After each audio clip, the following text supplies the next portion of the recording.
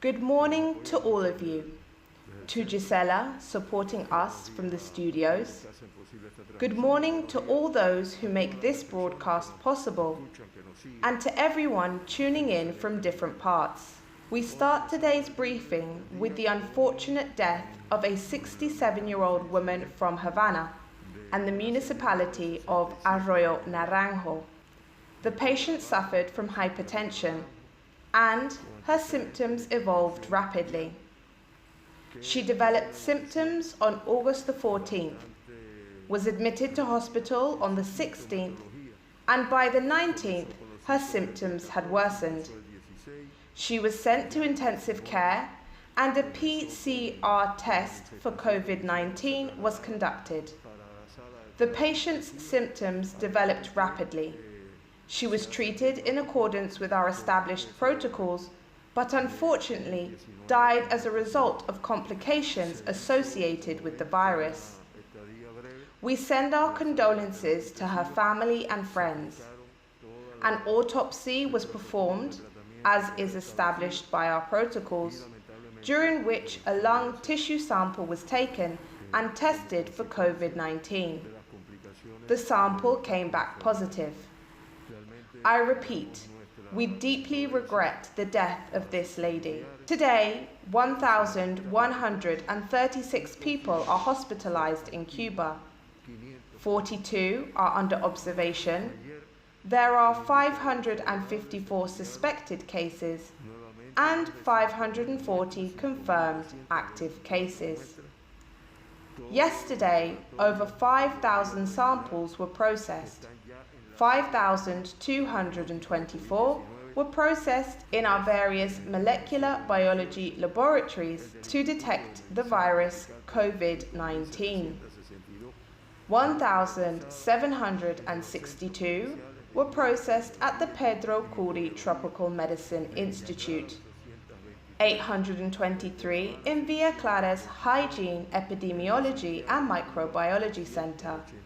634 in Havana's, 284 in Santiago de Cuba's, 445 in the Genetic Engineering and Biotechnology Center Lab, 420 in the Hermanos Almajeras Hospital Laboratory, 216 in the Civil Defense Laboratories, 183 in the Molecular Immunology Center, 177 in the Manuel Fajardo Hospital, 133 in the Naval Hospital, 82 in the National Center for Genetics, and 65 in the Fructuoso Rodriguez Hospital.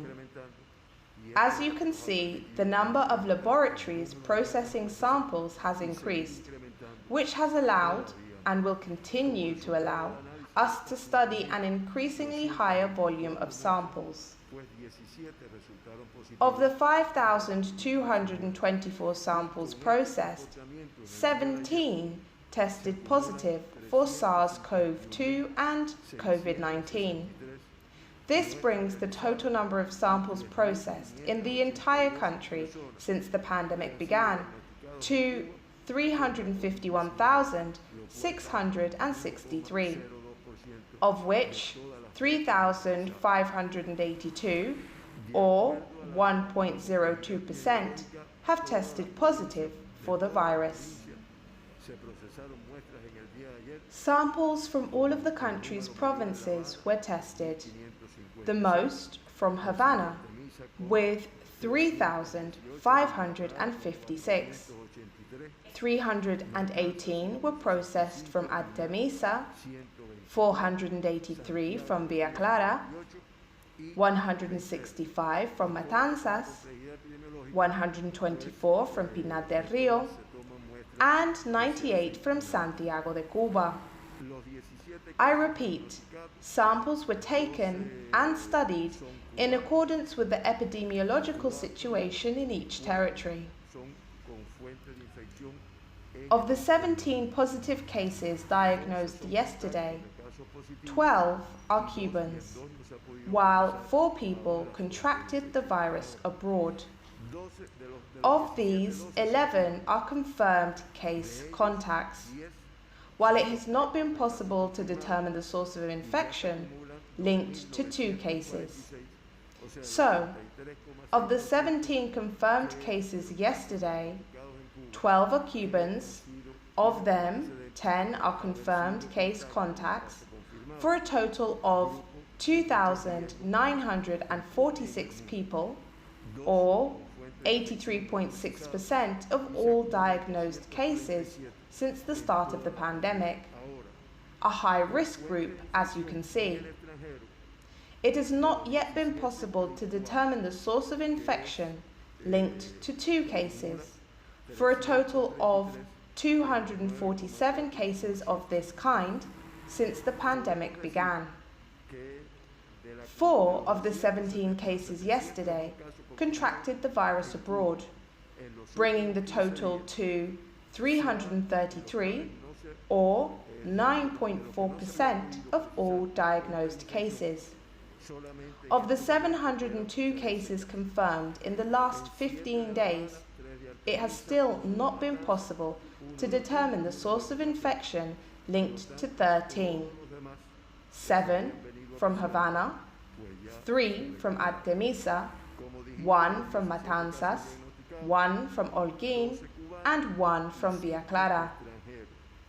As I was saying, of the 17 confirmed cases yesterday, 12 are Cubans and 5 are foreigners, one of whom is a temporary resident, and 4 are people who travelled from abroad. That's why I said that there were 4 imported cases, even though 5 people who tested positive for the virus yesterday are foreigners. Of the 13 autochthonous cases, including the case of the temporary resident infected in Cuba, 5 belong to Havana, 5 to Artemisa, 2 to Las Tunas, and 1 to Matanzas. 10 of the 17 diagnosed cases yesterday were asymptomatic at the time of testing. This brings the total number of people to have tested positive for the virus but shown no symptoms at the time of testing to 2,068, or 57.7% of all confirmed cases on the island. Over the last 15 days, the rate of asymptomatic cases has been rising, currently standing at 79.4%. This is why the virus is so dangerous and difficult to control. By age group, of the 17 positive cases yesterday, 3 are under the age of 20, 12 are between 20 and 39, and 2 are between 40 and 59 years of age. Of the 17 confirmed cases, 7 are male, for 50.2% of all cases, while 10 are female, representing 49.8% of all diagnosed cases in Cuba thus far. By municipality, of the 5 cases from Havana, 3 are from Playa and 2 from Arroyo Naranjo. The 5 cases from Artemisa belong to the municipality of Mariel, with 2 cases, Alcicar, with 1, San Cristobal, 1, and Caimito, 1. Both cases from Las Tunas belong to the municipality of the same name, while 1 case was detected in Cárdenas, Matanzas. Yesterday's results per province therefore mean that Havana continues to have the highest confirmed case rate per 100,000 inhabitants over the last 15 days, standing at 25.67. Artemisa follows with a rate of 17.09 per 100,000 inhabitants. Then Pinar del Rio with 4.62, Villa Clara with 3.60, Las Tunas with 0.93, Matanzas with 0.42, and Mayabeque with 0.52. These are the confirmed case rates per 100,000 inhabitants over the last 15 days in provinces across the country. There are currently 12 episodes of local transmission being managed in the country, of which 7 are in Havana, 3 in Artemisa, and 1 in Villa Clara.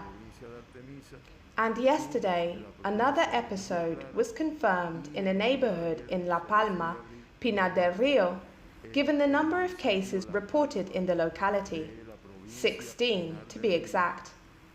The decision to classify this cluster of cases as an episode of local transmission came yesterday and entails a series of tighter measures and restrictions applied where the cluster appeared and in accordance with its spread. Thus far, 48 episodes have been resolved in the country, with no new cases detected over a certain period of time. To summarize, of the 3,582 people who have been diagnosed with the virus thus far in Cuba, 540, or 15.1%, are active hospitalized cases. Of the 540 active cases, 527, or 97.6%, are clinically stable.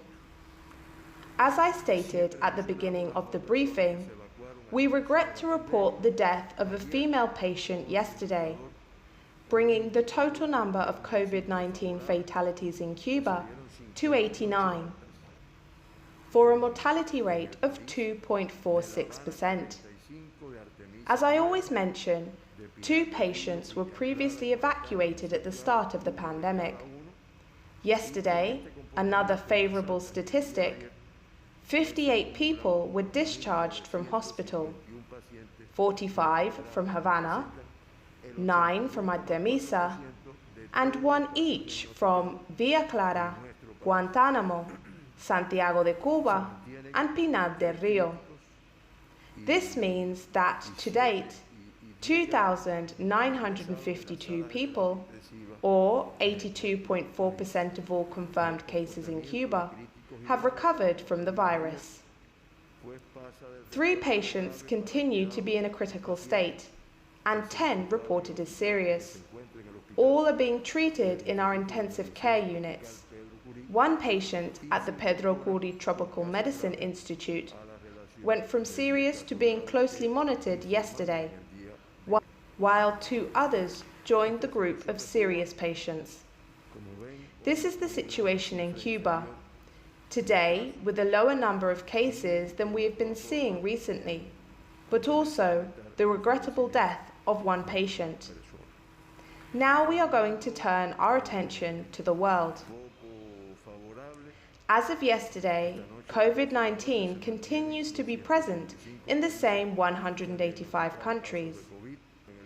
Yesterday, 280,648 people were diagnosed with the virus, for a total of 22,431,292 since the start of the pandemic.